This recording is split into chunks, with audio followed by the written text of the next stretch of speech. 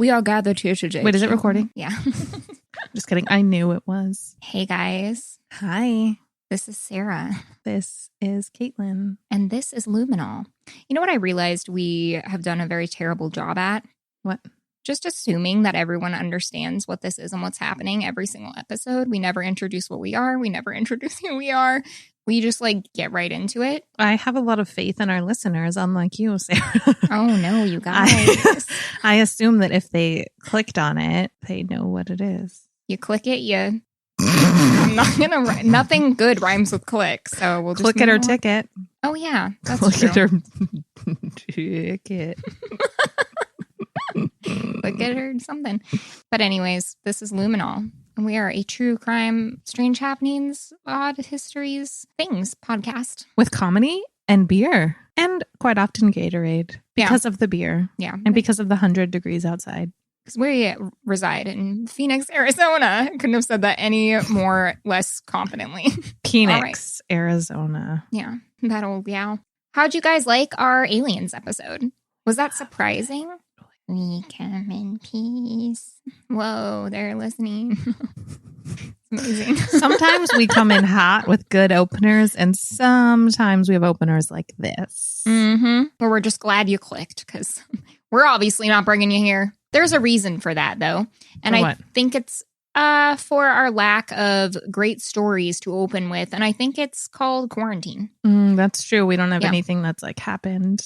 Though we are doing one fun thing that has inspired us to intentionally move our bodies. Is that a weird way to move it. Yeah. We started a fitness challenge through Facebook. Mm-hmm. So we got anyone, a bunch of our friends joined, and then they got their friends to join. So basically everyone sent me $20. I'm going to keep it. Just kidding. I'm not. I'm holding the pot. Everyone put in $20. It's sitting in my Venmo. And basically for 30 days, today is actually day 7. It's the last day in the first week. For 30 days, we're doing this challenge, and you get 2 rest days a week. The other 5 days, and they can be whenever you want. The other 5 days, you have to work out, but I use that loosely. You have to do basically intentional movement. You can take a 30-minute walk. You could do yoga. You could do a HIIT workout, literally just do something 30 minutes active time in a row. And then at the end, whoever's still left standing and does their 5 days a week, 30 minutes a day, we split the pot. It's been really inspiring for me.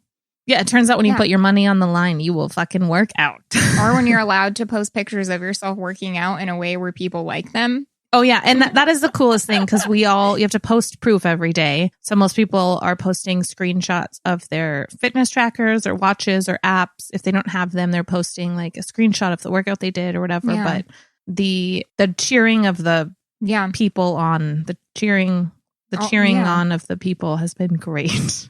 D, and then you hold up a little fence. D, fence. Yeah. I posted a picture on there of my crow pose the other day. Yes. To show off. You guys and get people to and it worked. Everyone was impressed. Yeah. I always wondered about, if I was ever in a situation like prison or something, if I would work out more because you're bored. Turns out, no, I don't. But this is making me do it. Are you guys at home? Are you finding you're working out more or less? Yeah, but the difference is we have alcohol outside of prison. So I will admit, I spent the first 3 weeks of quarantine just fucking drinking every day. Yeah. I didn't work out or do anything productive for at least 3 weeks. I literally just texted my friends, watched TV when I wasn't working, and drank all night, which was super bad. And then one day I woke up and was like, I'm still going to drink a lot, but I should do something else too. Yeah, Caitlin she put it live on Facebook, and she had all of her wine bottles sitting, and they had an intervention for her.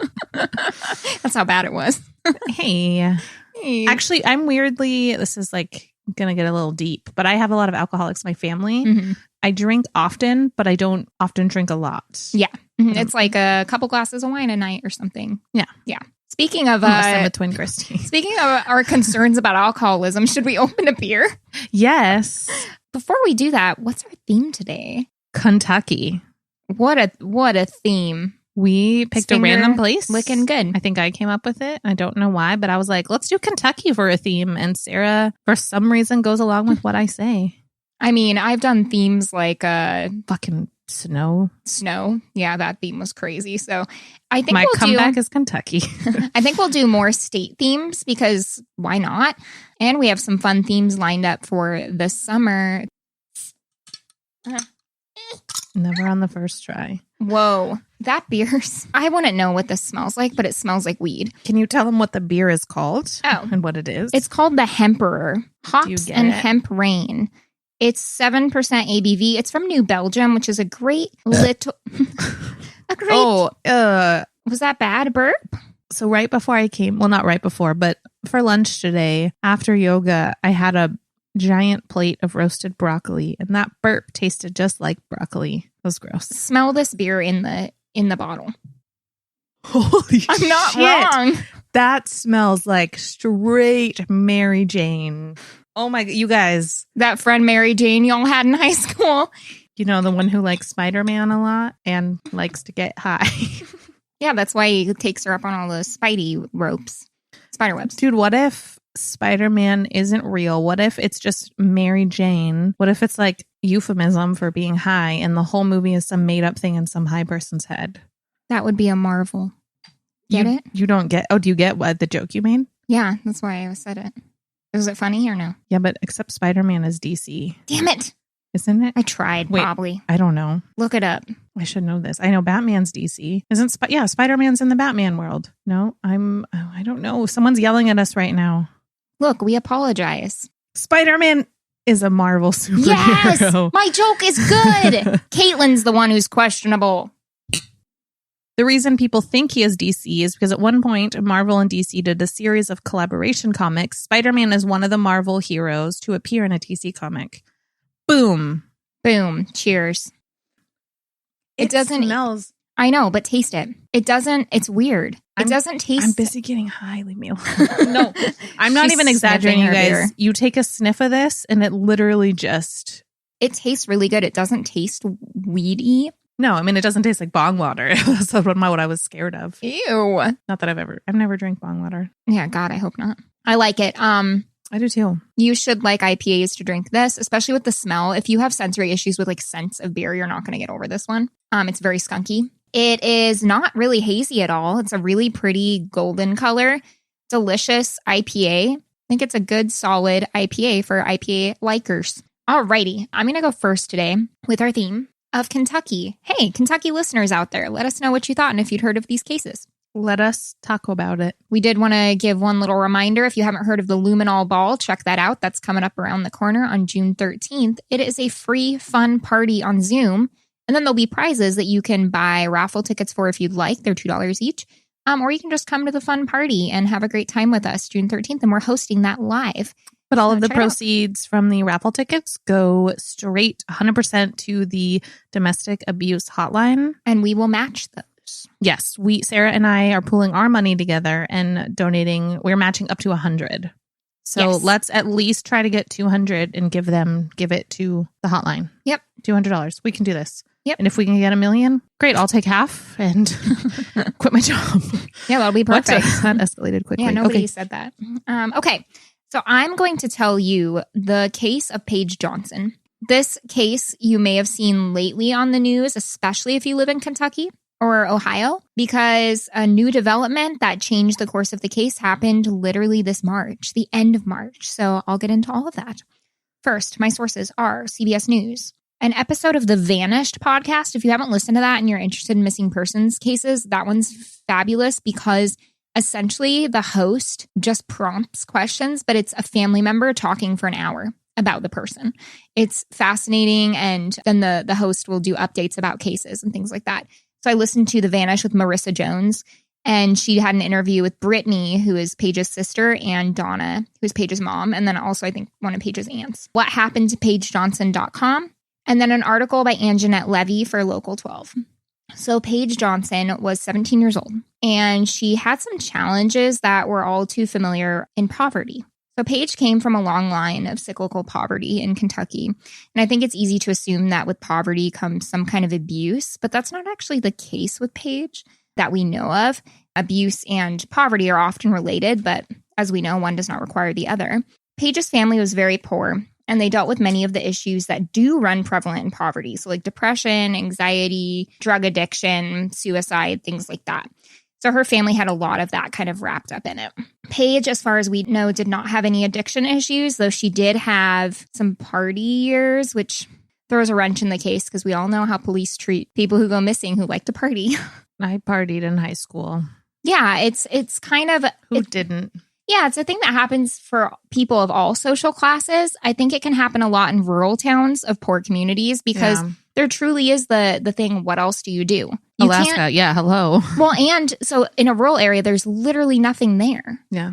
Like my town didn't have a school. Like I saw a meme the other day and it was like, I was 21 when I was 15 and that's why nothing is fun anymore. And I was like, I've never felt anything more. Except I was only like 16, but still. Yeah, you get that if you're from a rural area or even a poor area. And I hate when that is like what's quote unquote known about the victim because it doesn't fucking matter. Yeah, exactly. It doesn't make you a bad person or mean anything is wrong or that you'd run away if you like to party. Yeah, or that you deserved anything or it doesn't mean any of that. Hi, my name is Rod and I like to party. Paige was really small. She was 17, but she was 5'1" and 100 pounds. And she was a high school student in Florence, Kentucky. And she was obsessed with gymnastics and cheerleading from a super early age. And she was actually really great at it. And she was super good at dancing. She was not like I don't know if she was on the school dance team, but like things like that is what she did.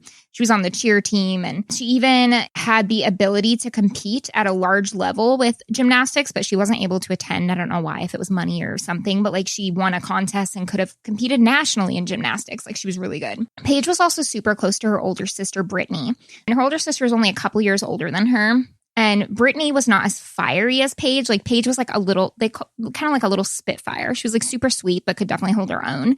But the two sisters were inseparable. Paige was a people person through and through, and she didn't really enjoy being alone. So she was kind of always with Brittany. They were best friends, even though they were sisters. So life wasn't easy in the Johnson house, and they often went without a lot of things. They had a history of poverty-induced tragedy. Many family members had passed away from suicide, overdosing. One person who experienced these firsthand was actually Paige's dad, this is so sad and seen so many times, that he was a kind, warm, funny man and father. He wasn't abusive, any of those things, but he was also an addict. And that caused a lot of issues in the home, like with money. And I don't think they said what drug specifically, but in this area, heroin is used heavily. So maybe that, but it could have been alcohol. Like, I'm not sure. Evan and I, it was so odd. And we were talking about the issue of drugs yesterday, I think, not because of this case, but just in general. And I was like, you want to know what the biggest issue with drug addiction is? Like the reason that there's so many drugs, it has nothing to do with the drugs. In poor communities, like there are so many drug addicts, but at the end of the day, it's not because they want to get high necessarily. Now, I don't want to make a generalization, but it's not because they want to get high. It's because they're covering something up, whether it's like the lack of community or the lack of resources or they're worried about money. Like it usually never is about the drug itself. It's about like hiding some kind of feeling or aspect of your life. And when I said that to Evan, he was like, that's so weird. I just read a study that showed if you have two different cages of rats, one like cage, the rats have everything they want. They can eat whenever they want. They can mate. They can play. They get everything they want. The other cage, the rats like kind of go hungry a little bit and they don't have friends and all those things. If you give both of them the option of regular water and heroin-laced water, they'll both try the heroin-laced one. But after about 5 or so times, the one that has everything at once isn't really interested anymore, where the other ones become addicts because they don't have anything else. What do you think about that? I mean, I think that the war on drugs is a fucking war on poor people and people of color. So yeah, that is... The issue of drugs isn't even drugs in America, right? It's really not. Yeah, it has a lot more to do with the other things, the reasons that people kind of fall into that. Well, and there's a whole, I mean, this would be a whole nother like rabbit hole, but I've read a lot of things and watched documentaries. Like the medical field has a lot to do with it too. Yeah. Someone goes in with a broken leg and they're just like, okay, for example, they just give them a bunch of pills, right? Mm-hmm. For example, when I got my wisdom teeth out, which isn't that big of a thing, but they gave me Vicodin and Vicodin made me sick. It was the first time I'd ever taken it and it made me sick. So if I threw up and my stitches broke or whatever. Yeah. And then I tried taking like half and they gave me like a giant thing, right? So I went back to the dentist or whatever. And I told him, and it was like a week before I was going to Europe for a I was going to say a couple years, for a couple weeks. So I told her, I was like, yeah, the Vicodin made me sick. And of course, they don't make you